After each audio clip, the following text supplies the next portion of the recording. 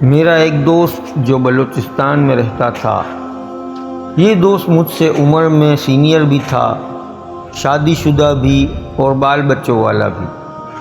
میں سردیوں کے دنوں میں اس سے ملاقات کے لیے بلوچستان آ گیا۔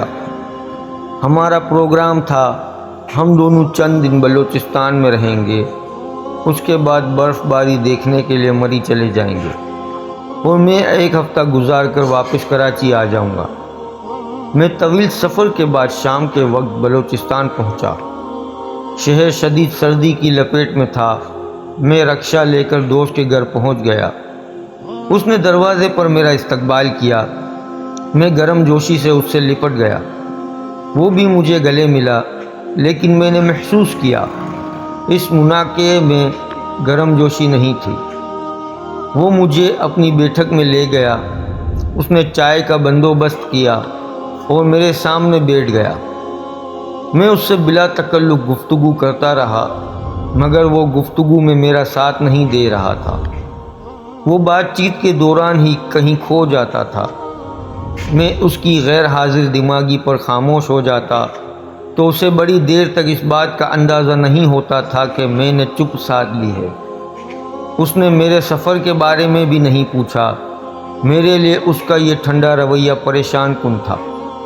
میری پریشانی اس وقت مزید بڑھ گئی جب اس نے مجھ سے پوچھا، آپ خیریت سے یہاں آئے ہیں؟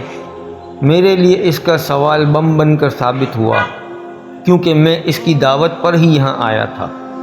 میں نے حیرت سے اس کی طرف دیکھا۔ اس نے دوسرا سوال پوچھا، آپ کتنے دن یہاں ہیں اور کہاں رہیں گے؟ میری پریشانی انتہا کو چھونے لگی، کیونکہ میں اس کے گھر ٹھہرنے کے لیے آیا تھا۔ میرا سامان تک اس کے ڈرائنگ روم میں پڑا ہوا تھا۔ میں پریشانی کے عالم میں اسے دیکھتا رہا اور وہ کھوئے ہوئے انداز میں مجھے گھورتا رہا۔ مجھ سے کوئی بات نہ بن پائی۔ میں نے جواب دیا، میں ویسے ہی دن کے لیے آیا ہوں، کل واپس چلا جاؤں گا اور ہوٹل میں رہوں گا۔ اس نے اثبات میں سر ہلایا اور نہایت روکھے انداز میں کہا، آپ اگر مزید ایک دن رک جائیں تو ہم کھانا اکٹھا کھائیں گے۔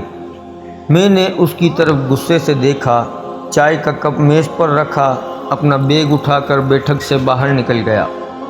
وہ اپنی کرسی پر بیٹھ کر مجھے جاتے ہوئے دیکھتا رہا۔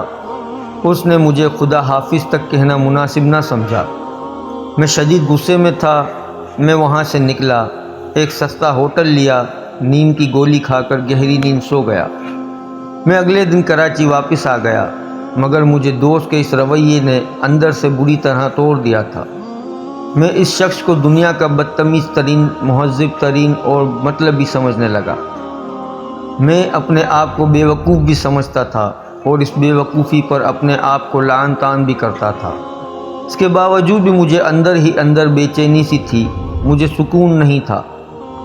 میں 2-2.5 سال تک اپنے ملنے والوں کو یہ واقعہ سناتا رہا اور لوگ مجھ سے ہمدردی اور اس شخص سے نفرت کرتے رہے۔ آپ بھی اگر صورتحال کا تجزیہ کریں تو آپ کو بھی مجھ سے ہمدردی اور اس شخص سے نفرت ہو جائے گی۔ میں طویل عرصے تک اپنے دل میں اس دوست کے خلاف نفرت پال کر پھرتا رہا، لیکن پھر اس نفرت کا عجیب ڈراپ سین ہوا۔ میں یونیورسٹی سے فارغ ہو کر صحافت میں آ گیا اور ایک دن میرے اسی دوست کا چچیرا بھائی یعنی کزن میرے ایک مشترکہ دوست کے ساتھ میرے دفتر آ گیا۔ جب اس نے اپنے بھائی یعنی میرے اسی دوست کے حوالے سے گفتگو کی تو میں غصے سے ابل پڑا، مگر وہ نرم آواز میں بولا، آپ اپنے غصے کو چند منٹ کے لیے سائڈ پر رکھ دو اور میری بات سن لو۔ اگر تم اس کے باوجود بھی انہیں غلط سمجھو تو پھر تم اپنی نفرت کا سلسلہ جاری رکھ لینا۔ میں نے غصے سے اس کی طرف دیکھا۔ وہ بولا، میرا کزن اپنے والد کا اکلوتا بیٹا ہے اور ان کی 6 بہنیں ہیں۔ والدین نے ان کی شادی 20 سال کی عمر میں کر دی۔ ان کے والدین پوتا چاہتے تھے، لیکن شاید اللہ کو منظور نہیں تھا۔ ان کے ہاں اوپر تلے 3 بیٹیاں ہو گئیں، مگر وہ مایوس نہ ہوئے اور وہ اپنے والدین کی خواہش پوری کرنا چاہتا تھا۔ وہ 25 سال کی عمر میں چوتھی بار باپ بن گیا۔ اللہ تعالیٰ نے اسے اولاد نرینہ سے نوازا۔ ہمارا پورا خاندان خوش ہو گیا اور ان کا بیٹا خاندان بھر کی گود میں پل کر بڑا ہوا۔ پھر ایک دن اسے تیز بخار ہوا اور وہ آپ کے دوست یعنی میرے کزن کی گود میں بیٹھا فوت ہو گیا۔ پورے خاندان کی جان نکل گئی۔ وہ خاموش ہوا اور میری طرف دیکھنے لگا۔ میرا غصہ بھی ہمدردی میں بدلنے لگا۔ اس نے پوچھا کہ کیا آپ جانتے ہیں وہ بچہ کس دن فوت ہوا تھا؟ میں خاموشی سے اس کی طرف دیکھتا رہا۔ وہ بولا کہ وہ بچہ عین اس وقت فوت ہوا تھا جب آپ رکشے سے اپنا سامان اتار رہے تھے۔ انہوں نے ہم سے کہا کہ میں اپنے دوست کو اپنے دکھ میں شریک نہیں کرنا چاہتا کیونکہ آپ بھی ہمارے ساتھ سوگوار ہو جاتے اور آپ کی چھٹیاں بھی خراب ہو جاتی۔ اسی وجہ سے انہوں نے آپ سے یہ خبر چھپا لی، آپ کو ہوٹل جانے پر مجبور کر دیا۔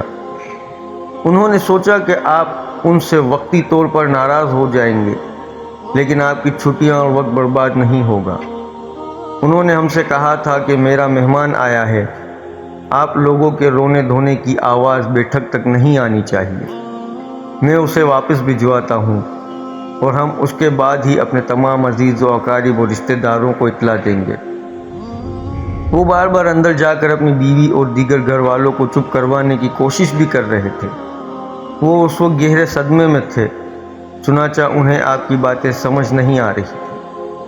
آپ جب ناراض ہو کر گئے اور یوں ہی گلی سے باہر نکلے اور بھائی کے منہ سے ایک چیخ نکلی اور وہ زاروں قطار رونے لگے، جس کے بعد ہمارے پورے خاندان میں ماتم شروع ہو گیا۔ یہ گہرا صدمہ تھا۔ اس صدمے نے پہلے ان کی ماں کی جان لی اور اس کے چند ماہ بعد ان کے والد یعنی میرے چچا بھی فوت ہو گئے۔ پھر ان کی بیوی بیمار ہو گئی اور وہ پے در پے صدموں کا شکار ہوتے چلے گئے۔ وہ خاموش ہوا تو میری آنکھیں برسنے لگی۔ میں اس کے صبر، اس کی ہمت پر حیران تھا کہ وہ اپنے اکلوتے بیٹے کی لاش اندر چھوڑ کر میری خدمت کرتا رہا اور میں 2.5-3 سال سے اسے مطلبی، جاہل، ظالم اور بدتمیز سمجھتا رہا۔ میں اس سے نفرت کرتا رہا۔ میں نے اسے فوراً جا کر اپنے دوست سے معافی مانگی، تب کہیں جا کر میری بے سکونی ختم ہوئی۔